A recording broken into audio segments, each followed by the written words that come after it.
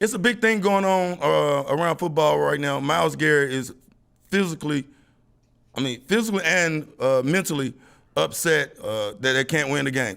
Yeah, it's really tough because I would say most guys that end up playing in the NFL probably had very successful youth football careers, high school football careers, and college even. Like when you're good enough to be an NFL player and you're playing against high school kids, like you have enough impact to probably win most of your games because you're so dominant, you're so much better than everybody.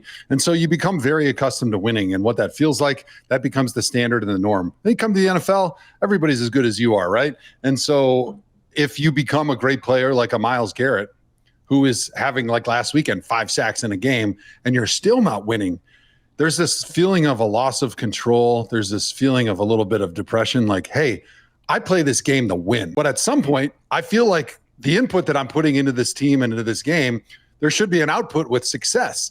And that dislocation, I think, is very frustrating. And as it happens more and more, I think it can get into the mental health side of things because it's so frustrating that you don't have control over the outcome of a game the way you want, that even if you do everything you can't win. Like, if you can give Myles Garrett a word or something to help the frustration mentally and physically what he's going through, what would you tell him?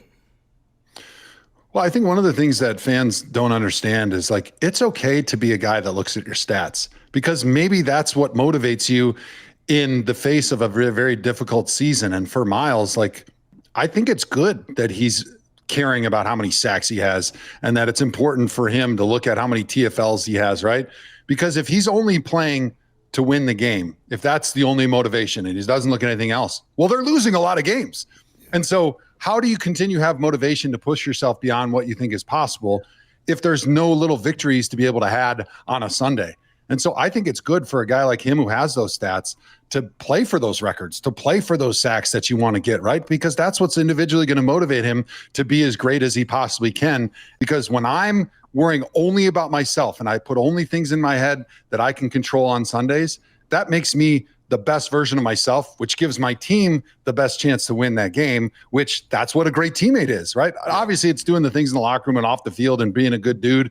But on that field, the only thing I can do to become a great teammate is to be the best version of myself, give everything I have, and have the greatest impact on the game from my position, from what I can control.